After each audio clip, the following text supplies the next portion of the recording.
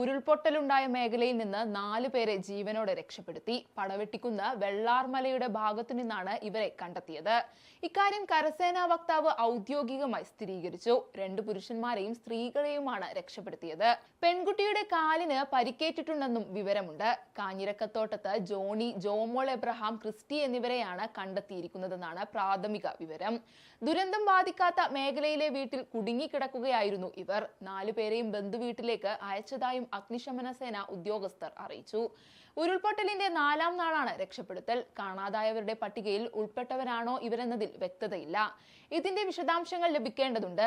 40 ടീമുകളായി തിരഞ്ഞ് 6 മേഖലകളിലായി നടത്തിയ വ്യാപക തിരച്ചിലിലായിരുന്നു ഇവരെ കണ്ടെത്തിയത്. കൂടുതൽ പേരെ കണ്ടെത്തുക എന്ന ലക്ഷ്യത്തോടെയാണ് വ്യാപക തിരച്ചിൽ. അട്ടമലയും ആറന്മലയും ചേർന്നതാണ് ആദ്യത്തെ സോൺ.